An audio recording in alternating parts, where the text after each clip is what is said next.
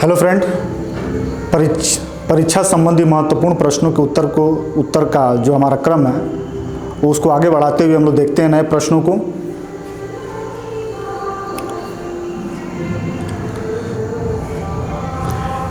निम्न कथन किसका है? ब्रिटेन इसी प्रकार मुकुटधारी गणतंत्र बना रहेगा और बना रहना चाहिए।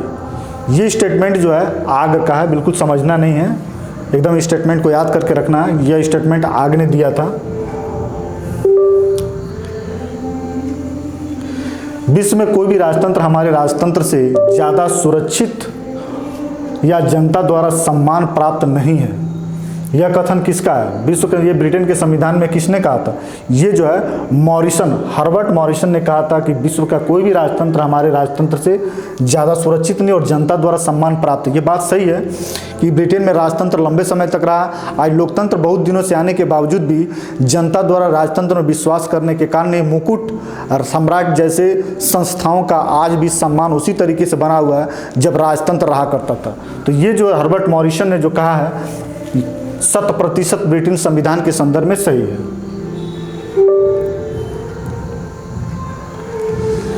इंग्लैंड के संवैधानिक इतिहास में राजा ने अपने निषेधाधिकार का प्रयोग पहली बार और अंतिम बार कब किया था? तो 1707। इस बात को ध्यान में रखा जाएगा।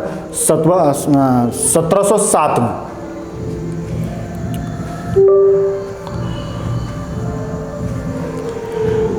वास्तव में किसी अधिनायक को कोई अपनी कैबिनेट के निर्माण में इतनी अधिक स्वेच्छाचारी शक्ति प्राप्त होती है जितनी कि ब्रिटिश प्रधानमंत्री को। यह कथन किसका है? यह कथन एमरी की है, जिसने क्या कहा? किसी अधिनायक को अपने कैबिनेट के निर्माण में इतनी अधिक स्वेच्छाचारी शक्ति प्राप्त होती है जितनी कि ब्रिटिश प्रधानमंत्री को। ब्रिटिश प्रधानमंत्री की तुलना किसी अधिनायक के साथ करने वाला जो व्यक्ति है वह है एमरी। चूँकि हमें पता है कि संसदीय लोकतांत्रिक शासन व्यवस्था में जो कैबिनेट होती है उसका निर्माण प्रधानमंत्री ही करता है और अपने विवेक और अपनी इच्छा से करता है। तो इस तरीके के कैबिनेट के निर्माण में यदि प्रधानमंत्री को अपने विवेक और अपनी इच्छा का प्रयोग के द्वारा होता है तो कहीं ना कहीं उसमें अधिनायकवाद के तत्व विद्यमान रहते हैं या उसकी तुलना अधिनायकवाद से किया जा सकता है। अधिनायकवाद एक ऐसी शासन व्यवस्था होती है जिसमें शासन जो है उसकी इच्छाओं के आधार पर होता है, उसे एक तानाशाह के रूप में जाना जाता है। तो कैबिनेट के निर्माण में प्रधानमंत्री वास्तव में अधिनायक है और तानाशाह भी है।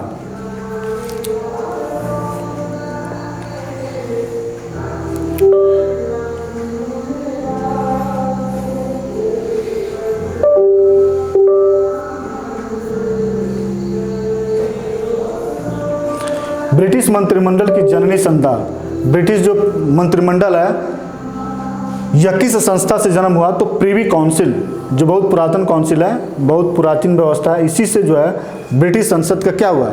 विकास हुआ प्रिवी काउंसिल के द्वारा।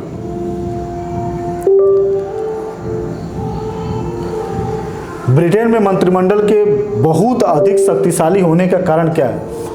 अभी हम लोग मंत्रिमंडल की शक्ति के बारे में भी देख चुके हैं, ठीक। अब इसको जो है इतने कठोर होने के क्या कारण है? इतने शक्तिशाली कैसे हो गया मंत्रिमंडल? तो कठोर दलीय अनुशासन, दल के अनुशासन। कठोर दल अनुशासित का मतलब यह है कि जो भी राजनीतिक दल स्पष्ट बहुमत लोक सदन में प्राप्त करता है तो उसे ही सरकार निर्माण करने का अवसर मिलता है। और जब वह सरकार बनाता है तो अपने राजनीतिक दल पर विशेषकर नियंत्रण रहने के कारण वह अपने मंत्रिमंडल का गठन करता है और यह मंत्रिमंडल इसी राजनीतिक दलों के कारण अस्थायी रहता है और उन्हें हमेशा अविश्वास का सामना कभी नहीं करना पड़ता है। इसीलिए जो मंत्रिमंडल है वह क्या होती है? वह ज़्यादा शक्तिशाली होती है अपने राजनीतिक दल की कठोर अनुशासन के कारण। राजनीतिक दल से कोई भी सदस्य जो है बाहर नहीं जा सकता है और हमेशा अपने पार्टी के सिद्धांतों की, विचारधाराओं के क्या करना पड़ता है? अनुसरण करना पड़ता है। इस वजह से जो मंत्रिमंडल है वो काफ़ी क्या होती है? शक्तिशाली हो जाती है।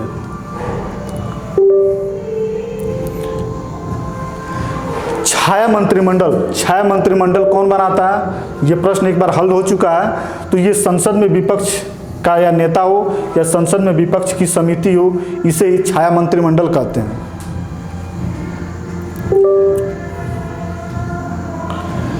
प्रधानमंत्री को समान पदों में प्रथम किसने कहा है? ये भी स्टेट बहुत इंपॉर्टेंट है। समान पदों में प्रथम का मतलब ये होता है जो कैबिनेट होती है वही कार्यपालिका होती है। तो प्रधानमंत्री भी कैबिनेट का मेंबर होता है। चूंकि कैबिनेट की बैठक की अध्यक्षता करने के कारण कैबिनेट में प्रधान हो जाता है, इसलिए उसे प्रधानमंत्री कहा जाता है। तो इसी में कहा गया कि समान पदों में प्रथम, कैबिनेट में जो प्रथम व्यक्ति होता है वह होता है प्रधानमंत्री। इस बात को कहने वाला है लॉर्ड मार्ले। ये बात लॉर्ड मार्ले ने कहा है।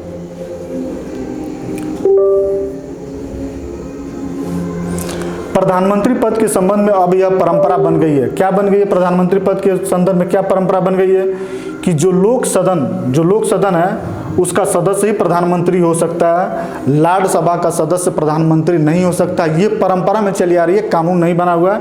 यही प्रश्न का जो विकल्प है यह सही होगा। प्रधानमंत्री को नक्षत्रों के बीच चंद्रमा, नक्षत्रों के बीच में चंद्रमा, नक्षत्र का मतलब होता है बहुत सारे जो तारे होते हैं वहाँ है, उसमें जो चंद्रमा है, तो ये प्रधानमंत्री के संदर्भ में कहा गया। और यह बात जो है विलियम हारकोर्ट ने प्रधानमंत्री के संदर्भ में ऐसा कहा है कि नक्षत्रों के बीच में चंद्रमा है, और ये बात विलियम हारकोर्ट ने कहा। ठीक,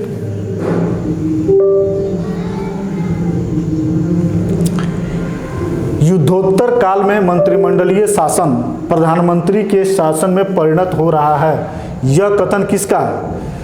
युद्ध के बाद, मतलब द्वितीय विश्व युद्ध के बाद 1949 के बाद यह जो है अब प्रधानमंत्री के शासनकाल में परिवर्तित हो रहा है। यह कहा गया है RHS क्रॉसमैन का स्टेटमेंट है। बिल्कुल इसको समझने की जरूरत नहीं है, क्योंकि कहने का मतलब है कि जो मंत्रिमंडलीय था, जो कार्यपालिका शक्ति का प्रयोग मंत्रिमंडल करता था, अब धीरे धीरे उस मंत्रिमंडल की कार्यपालिका शक्ति धीरे धीरे खिसक प्रधानमंत्री के हाथ में चला आया। पूरा मंत्रिमंडल का दायित्व जो है प्रधानमंत्री अकेले कर रहा है। यह जो है द्वितीय विश्व युद्ध के बाद से परंपरा शुरुआत हुई। इस बात की उल्लेख और अपने कोटेशन में व्यक्त करने वाले जो विचारक हैं वह है RHS क्रॉसमैन है।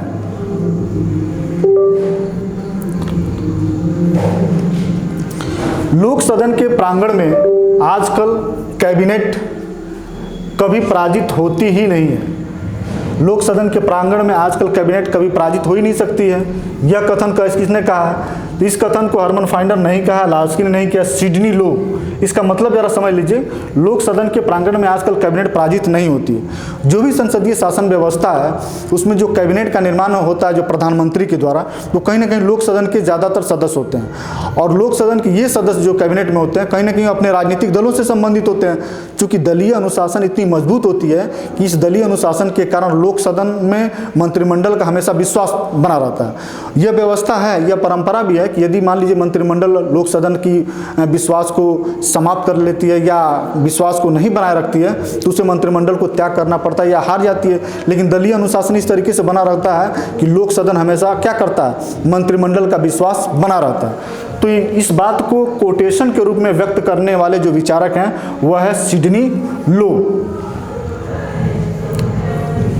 ठीक है, अगला जो प्रश्न है, नौकरशाही की बढ़ती हुई शक्ति को नौ अधिनायकवाद, नौकरशाही की शक्ति को नौ अधिनायकवाद किसने कहा? तो लॉर्ड हेवर्ट ने कहा। नौकरशाही की शक्ति को, बढ़ती हुई शक्ति को नौ अधिनायकवाद का यह है लॉर्ड हेवर्ट।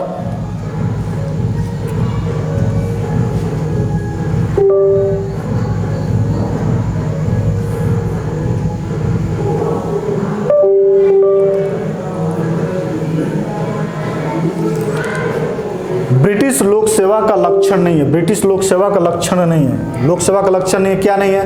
राजनीतिक तटस्थता होती है, लोक सेवक का स्थायित्व होता है, सीधा उत्तरदायित्व तो नहीं होता।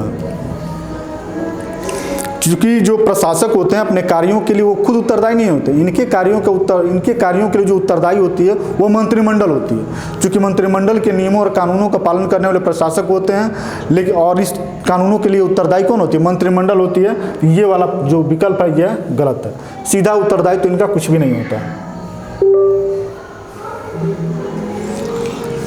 ब्रिटिश लोक सेवा में सुधार की दृष्टि से महत्वपूर्ण दस्तावेज कौन सा? ये अभी लिख लीजिए, बहुत VVI है, बहुत इंपॉर्टेंट क्वेश्चन है ये। वहाँ ब्रिटेन में लोक सेवा की स्थापना के लिए जो कमेटी बनी थी वह है ट्रिवेलियन नॉर्थकोट प्रस्ताव ये 1853 में गठित हुआ था और 1855 से वहाँ प्रतियोगी परीक्षाओं के माध्यम से प्रशासकों की नियुक्ति की बात की गई।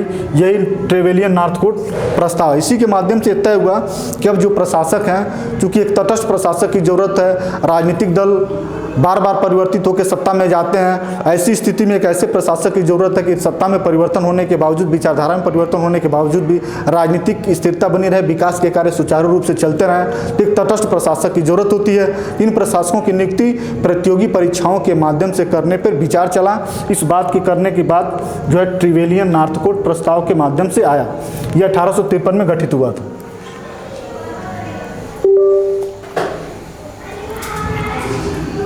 ब्रिटिश लोक सेवा की विशेषता, ब्रिटिश लोक सेवा की विशेषता क्या है? तो स्थायित्व तो ही है, राजनीतिक तटस्थता ही है, अनामता ही है, उपयुक्त सभी, इसमें जितने विकल्प हैं ये ब्रिटिश लोक सेवा के लिए सही है। प्रोक्यूरेटर का पद, प्रोक्यूरेटर का पद किस देश के संविधान में पाया जाता है? तो प्रोक्यूरेटर का पद जो है चीन के संबंध में, चीन के संविधान में पाया जाता है। ये वहाँ की न्यायपालिका से संबंधित है। ठीक है, बस इसको याद करके रखे रहना है। जनवादी चीन की शासन व्यवस्था में वस्तुतः सर्वाधिक महत्वपूर्ण भूमिका किसकी होती है? सर्वाधिक महत्वपूर्ण भूमिका जो है वहाँ की साम्यवादी दल, जो सर्वे सर्वा, इसी की महत्वपूर्ण भूमिका है। साम्यवादी दल जो है सो यही है। साम्यवादी दल के विरुद्ध न तो वहाँ की संसद काम कर सकती है, ना ही वहाँ की कांग्रेस, या न सॉरी कांग्रेस का मतलब न वहाँ की राष्ट्रपति, ना वहाँ की कोई सरकार जो है काम कर सकती है, बल्कि जो है सो है साम्यवादी दल ही।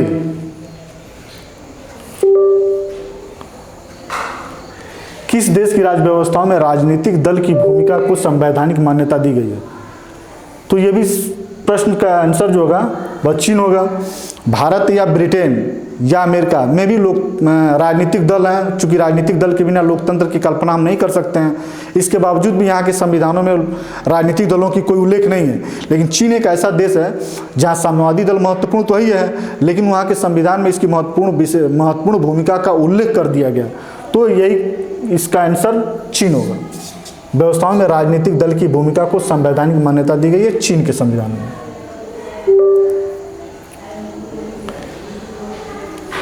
जनवादी चीन में किस सिद्धांत को मान्यता दी गई है?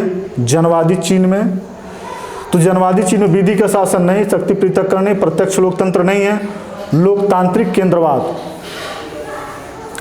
लोकतांत्रिक केंद्रवाद कहने का मतलब यह है कि ऐसी लोकतांत्रिक शासन व्यवस्था जिसमें शासन की शक्ति व्यक्ति और जनता के हाथ में नहीं होगी, कई संस्थाओं में नहीं होगी, बल्कि एक जगह केंद्रित होगी, और वह होगा साम्यवादी दल। साम्यवादी दल में संपूर्ण सत्ता की शक्ति निहित होने के कारण वहाँ लोकतांत्रिक केंद्रवाद की अवधारणा के रूप में जाना जाता है। लोकतांत्रिक केंद्रवाद कहने का मतलब यह है कि जो वहाँ की राजनीतिक शक्तियाँ हैं, शासन की शक्तियाँ हैं, वह साम्यवादी दल में निहित हैं। इसी कारण इसको कहा जाता है लोकतांत्रिक केंद्रवाद पर चलने वाली व्यवस्था। इन 20 प्रश्नों के साथ आज का जो हमारा वीडियो समाप्त हो रहा है। और अब तक जो कंपैरेटिव पॉलिटिक्स है, जितने जो महत्वपूर्ण प्रश्न थे, इसमें से 2-3 पुस्तकों से प्रश्नों को कलेक्शन करके आपके सामने रखा गया है, परीक्षाओं के लिए महत्वपूर्ण समझ के रखा गया है। हम आशा ये करते हैं कि कंपैरेटिव पॉलिटिक्स से में जो क्वेश्चन आएंगे, बहुत सारे क्वेश्चन इन वीडियोस में जो रखे गए हैं उनसे आपको मिलेंगे।